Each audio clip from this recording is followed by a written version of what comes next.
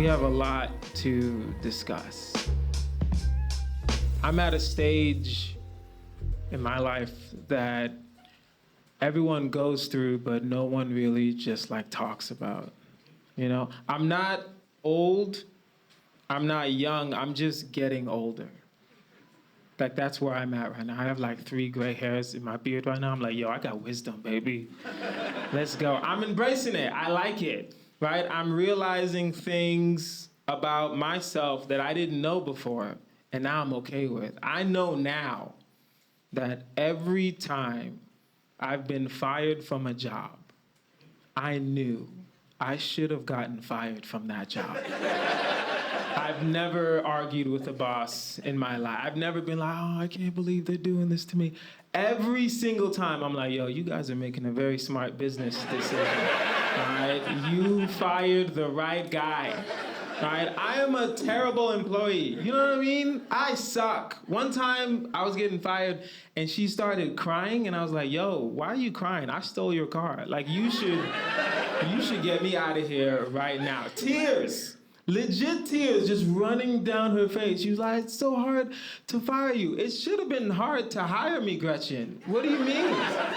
You saw my resume. Nothing was on it. What did you think was gonna happen? I said in 2020, I was in the Army and the FBI. That doesn't even make any sense. And you still hired me. I don't even wanna work here no more. Y'all dumb as hell, dog. Y'all stupid. No one tells you about the weight gain at this age. They tell you about it, but they don't tell you how it like creep up on you. You know what I mean? This time, like last year, I was 30 pounds lighter. And I told my friend that, and she was like, Kazim, you look good. And I was like, yeah, dummy, I looked better. What are you talking about? I'm not talking about Kazim now. I'm talking about peak Kazim. I'm talking about abs Kazim, right? Did I have abs? Yes. You suck in, you turn left, you have good lighting. Mind your business. A win is a win. I'm trying to lose weight. I'm trying hard, right? My friend Jordan, he's a gym rat. He's like, yo, Kazim, listen, you gotta work on your macros. It's all about your nutrition. You can lift all the weights you want, bro, but if you don't have your nutrition right, you're not gonna succeed. And I'm like, okay, I can figure that out. I got my brown rice. I got my chicken breast. I got my broccoli. I got the meal prep containers with the sections in them. You know how fancy that is?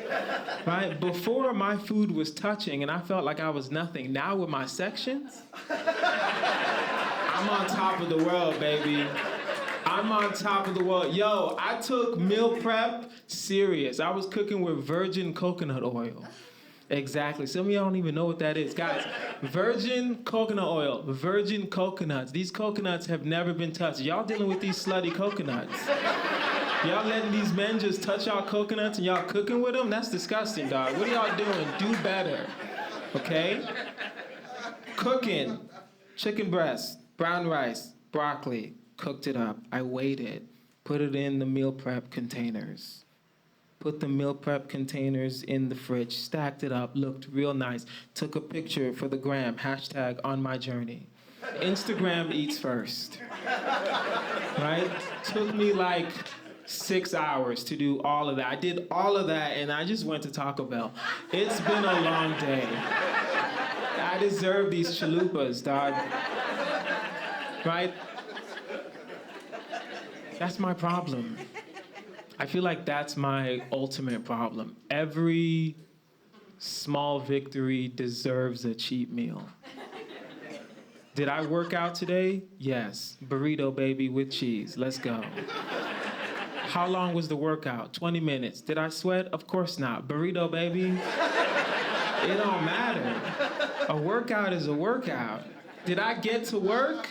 Yes. Nachos, supreme, on deck. On time? None of your business. Nachos. Did they fire me? Of course they fired me, but I took it like a champ, and therefore I deserve these nachos. Right? I don't know. I like getting older.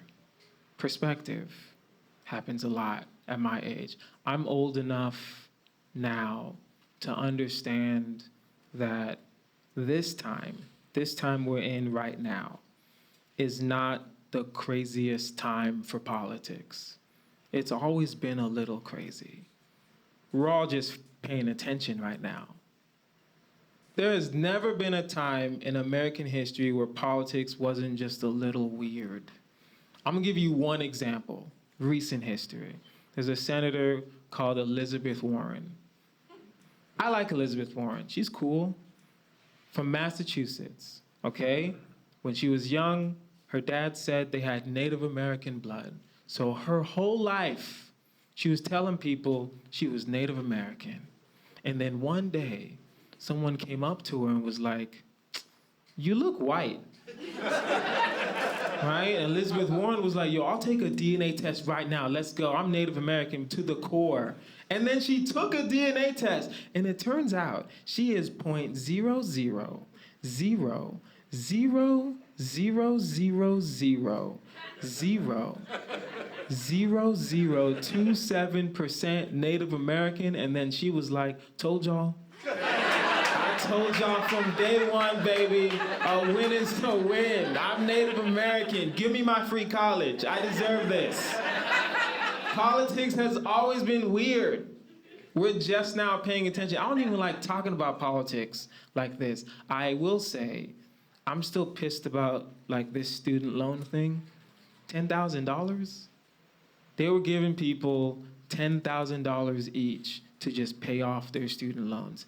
$10,000. I signed up for that the day they announced it. I didn't even go to college. $10,000. 10,000? Yo, I was gonna figure it out in the interview, dog. It's not hard to get into college. It's not. You just pick a college that they accept everybody. Denver College in Ohio, the number 4 accounting college. Number 4 accounting college. All they do is accounting. You can just get a bachelor's in accounting or a master's in accounting. The one thing about Denver College is that all you have to do is apply and you get in.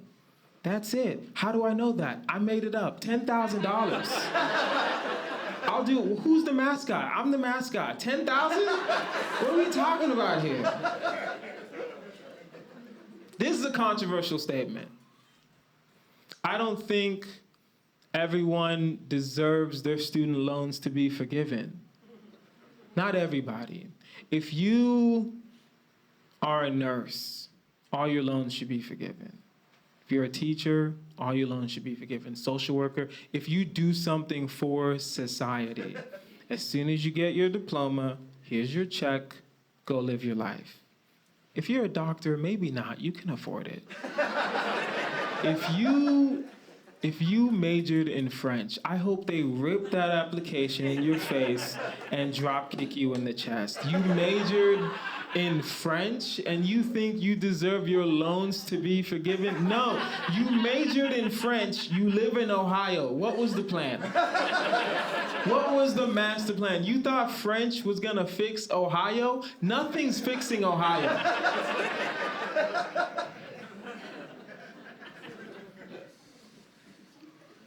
I'm at an age now where all of my friends are in a proper category. Does that make sense? When I was younger, everyone's my friend. That's where you mess up. Okay? Not everybody should be your friend. Now, you're either my friend, I'm cool with you, or I just know you. That's it. 3 buckets. That's all you're gonna get from me. My friend, I'm cool with you, or I just know you. If you're my friend, if you're fighting, I'm fighting. End of discussion. If I see you throw a punch, I'm going in your area and I'm throwing punches too. I don't need to know what happened. I know it's your fault.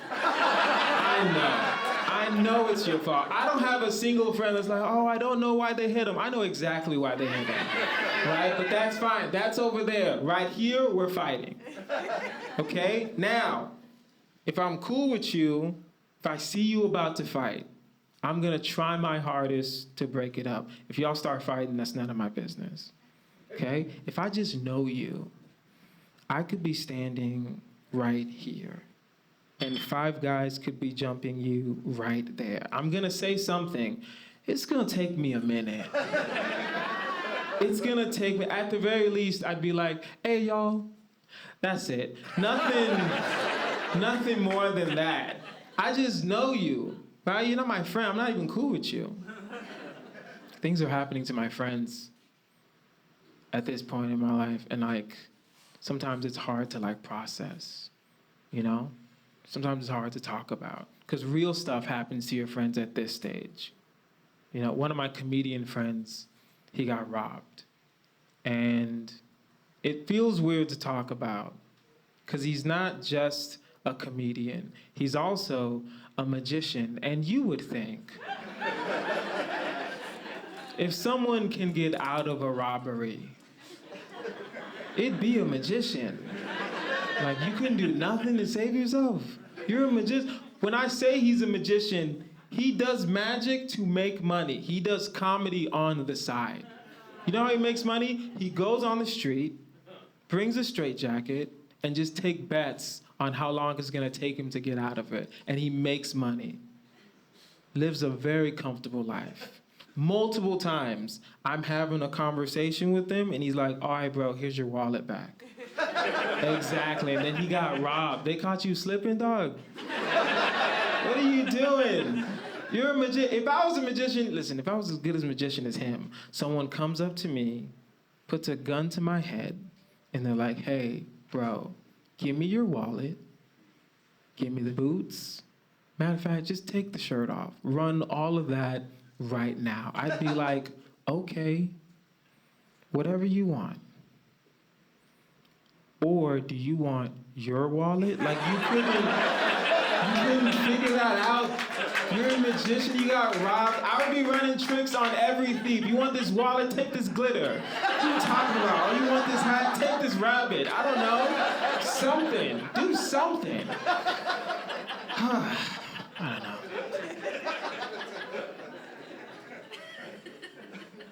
He was trying to get famous. He was on TikTok, he was on YouTube, just doing like comedians experiencing magic. He would beg me every day, please, Kazim, be in my videos. I'm like, cool, I'll be in your videos, Matt, whatever. Sat me down, just quick match. Kazim, take this deck, I'm taking this deck. He's like, tap the deck 3 times, like I'm tapping the deck 3 times. He's like, shuffle the deck, like I'm cool, I'm shuffling the deck. He's like, pick a card. I was like, aren't I supposed to do that first? He's like, yeah, I messed up. Don't worry about it. Listen, pick a card, look at the card, cool. Put the card back in the deck, cool. Tap the deck 3 times, cool. Shuffle the deck, cool. I shuffled it. He's like, Kazim, look for your card. I'm like, cool, okay. Look for my card. Oh no, can't find my card. Where's my card, Matt? He stands up, unzips his pants, pulls out a card, and he's like, is this your card? And I was like, you could have put that in your pocket, bro. You could have put that in your pocket, and I still would have been impressed, you weirdo. What are you doing, bro? You just putting stuff in your pants? That's why you not famous, bro. So inappropriate. If you post this and this gets more than 10 views, I have to fight you. Like, I don't think you understand. Okay, so bear with me, because he did pass away recently. And it did suck, right? And I'm just at the funeral, I'm looking at the casket, trying to hold back tears, and I'm like, yo, I just spoke to this dude 2 weeks ago. I'm just looking at the casket. Then the pastor's talking, his mom's talking, his siblings talking. At this point, I'm just crying. And then I look at that casket again, and I'm like, yo, is he in there? Because, like, he's a really good magician. I don't know. A lot of magicians fake their death. Maybe this is, like, his last trick. No one opened the casket. I wasn't about to go open the casket. But I feel like if I did open the casket, he would have popped out and be like, is this your card? I'm like, oh, snap, yes. The whole time, are you filming this? What are you doing, dog? You guys are fun. All right. I'm married. She's cool. I I am rare, I've realized. I married a woman that was older than me, you know? Not a lot of, even now, a lot of men don't do that. She likes to say that 10 months is not a long time for just me to just be out here saying that she's older than me. I like to say, yo, that's exactly what a cougar would say. Right? Put your dentures in. You look crazy. Second of all, it's 6 p.m. I don't even know how you heard this joke. You should be sleeping right now. I am madly in love with my wife. I'm not intimidated by my wife, which is important. At the same time, I was rushing out the house and I forgot my wedding ring, so I'm just not going home. I'm just not. Why? Why? Not for me, for you guys. She'll kill us all. But it's just, why would I put y'all in this? You know, matter of fact, I'm trying to convince my wife that I don't even need to wear a wedding ring. I say, okay, hold on. Right? Hear me out. I see you ladies' faces. Hear me out, okay? Now, listen to this. As a married man, I'm in 2 situations for the rest of my life. Only 2, okay? My wife is either right here within arm's reach of me, or she's not. That's it. 2 situations. I can either touch my wife on the shoulder or I can't. If she's right here, if I can touch her on the shoulder, I don't need to wear a wedding ring. She's right here. You see me with her. Why do I need to wear this ring? No woman in the history of ever has ever approached a married man in front of his wife. That has never happened. That will never happen. Even if you try, yo, she was raised here, but she was born in Nigeria, dog. She'll drop kick you in the chest. It's not gonna happen. And even if you try and you take her out, look, yo, you can have me. Who am I to fight off a woman that's willing to fight for my love? That's a win-win situation for us all.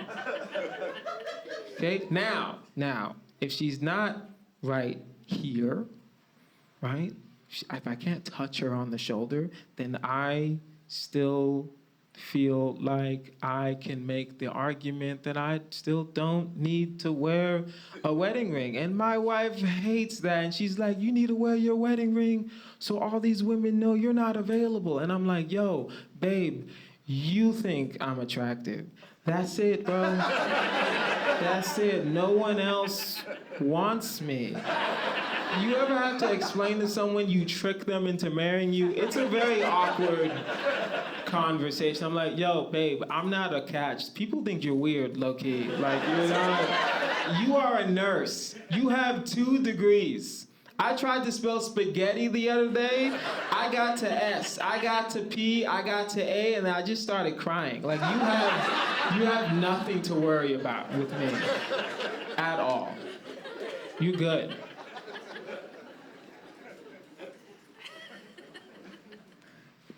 When I met my wife, it was a weird time because my brother was getting a divorce. And it's weird to be falling in love when you see your brother falling out of it. You know? And I don't know what to say to my brother when he's going through that. I know what to say to a friend, but you never know what to say to your brother. That's a different kind of connection. You know what I mean? I had to learn the hard way. What you're supposed to say is, hey, bro, listen.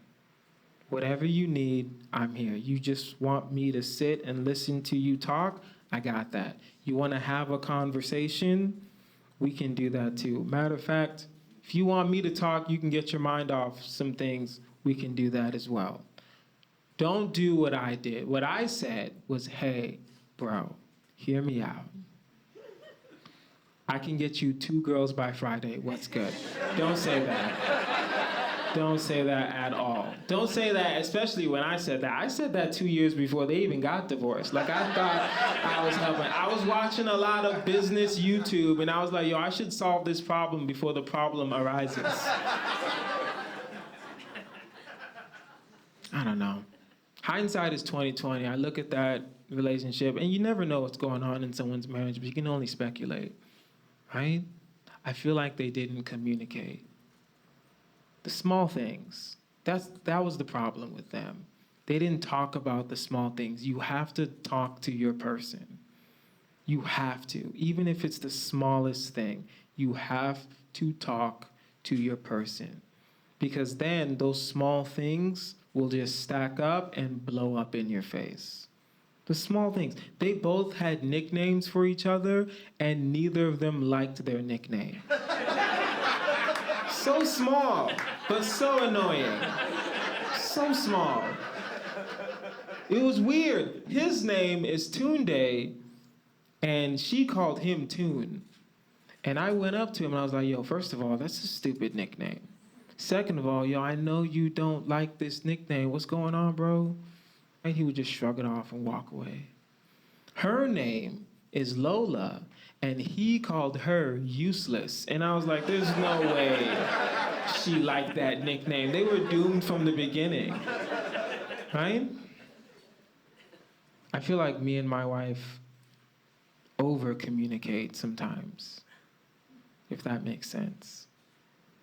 My wife is one of those women that like to ask a lot of hypothetical questions, and I didn't realize The Notebook was like mandatory watching before a marriage. I didn't know this because I'd never seen that movie. So right after we got married, she's like, all right, listen, take your phone, put it over there, sit over here, we're watching this movie. If you don't know The Notebook, I'm gonna summarize it for you right now. First, it's two young white people, okay, like deep South, like Alabama, like 1950. Okay, so already I'm like, yo, they might be related. I don't like this movie. Before the movie even starts, I don't like this movie. They fall in love, they fall out of love, they fall in love, they fall out of love. There's this part where they're just arguing in the rain, no umbrella, just drenched in water, just young and stupid and very Alabama of them. Okay, and then at the end of the movie, it's this old guy and this old lady, and he's reading her a story.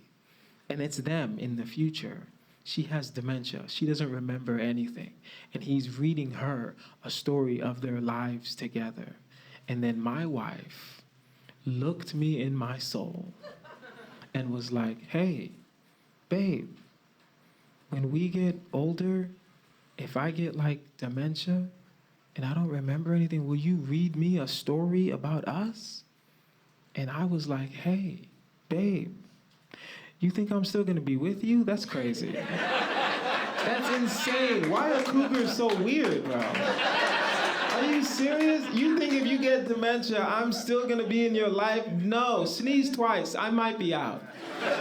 I might be out. Also, let's really be honest here. If you don't remember anything, and I'm reading you a story about us, you're telling me you think I'm gonna tell you the truth?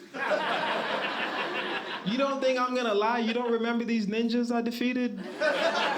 You don't remember no ninja at all. Babe, listen, your engagement ring was $1 billion. I had to pawn it to get you out of jail because you were fighting some girl that wanted to talk to me. I'm the hero in this situation. I'm the hero in every story that I'm gonna tell you. If you don't remember nothing, I don't know. Me and my wife used to live in a 1-bedroom, 1-bathroom apartment. And that's when I realized that we need a bigger place, because my wife is extremely nosy. I work from home, and she's always looking over my shoulder. And I'm not looking up weird things on my computer, but I do look up things that I just don't know. And she's always asking me questions about everything I'm looking up. And frankly, it's getting kind of annoying. You know what I mean? Like 2 weeks ago, she was like, you're researching kangaroos again? Yes, leave me alone. Leave the kangaroos alone. How do kangaroos have babies? How does the baby get in the pouch? You don't know, I don't know, I'm looking it up. It's simple. Okay, now, here's how kangaroos have babies. Okay? Now, listen, ladies, Kangaroos have 3 vaginas.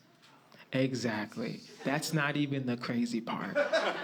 Okay? 3 vaginas, 2 uteruses. Kangaroos can get pregnant back to back to back to back. Kangaroos are for the streets, bro.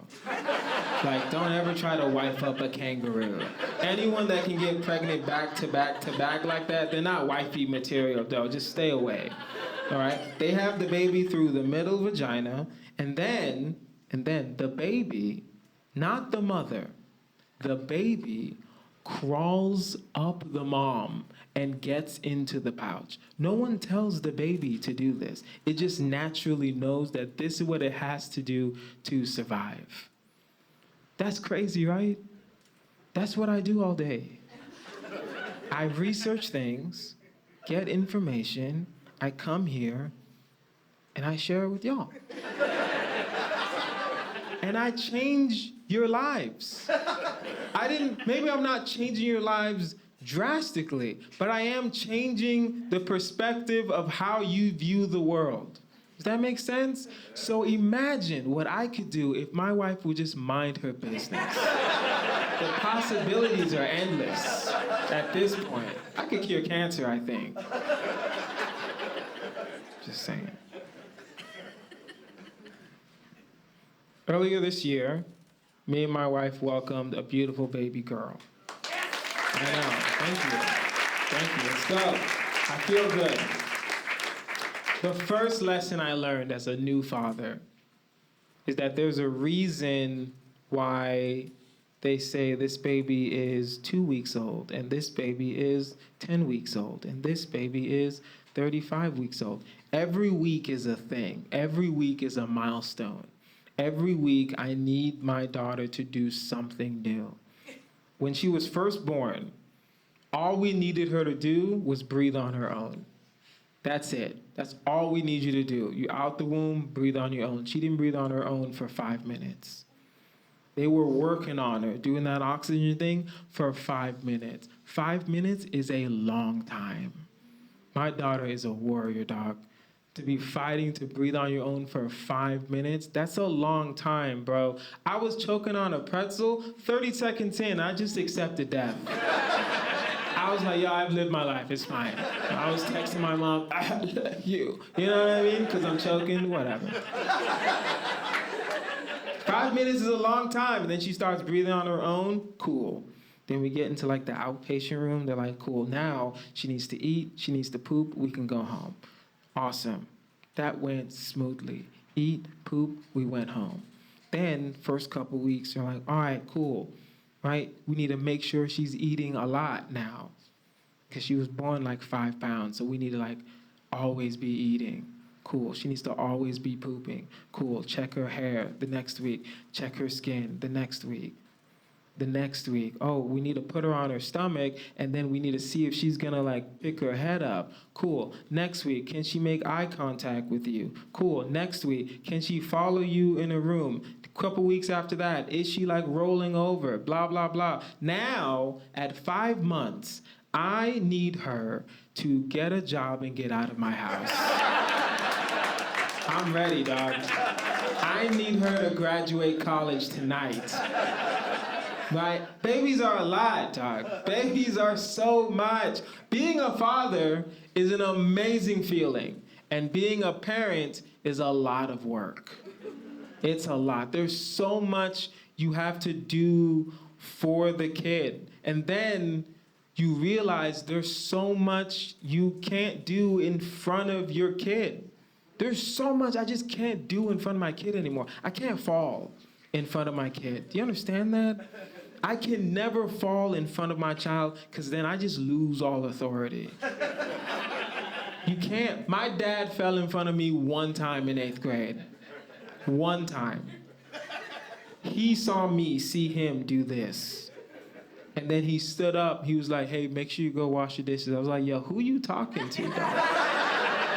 You're not talking to me. I just saw you fall. You're not talking to me. I saw your hands hit the ground and not on purpose. You got to give me 24 hours before you start giving me directions, sir. No, not following you. When my daughter was first born, I didn't get that like warm, fuzzy feeling in my chest. And I thought something was wrong with me. It was weird. It was like I was embarrassed a little bit. Because you hear about it, you see it on TV, you see it in movies, you see like the little Hallmark cards, and I'm like, yo, I'm not getting that warm, fuzzy feeling. And my wife's like, yo, I get this warm, fuzzy feeling every time I hold her. And I'm like, well, I can't let her win. So I'm just sitting waiting for this warm, fuzzy feeling, and it's just not happening. I'm just getting depressed because I'm not getting that warm, fuzzy feeling. And then one day, I was changing my daughter. Now, okay, admittedly, this kind of situation was my fault. I take my sweet time when I'm changing a diaper.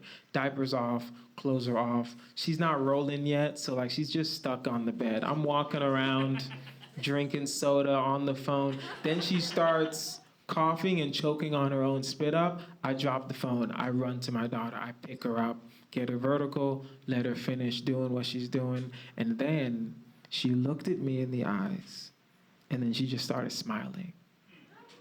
And then that's when I got that warm, fuzzy feeling, right? And I was like, yo, this is it. This is that feeling. This is the feeling I've been waiting for. I'm gonna love this girl for the rest of my life.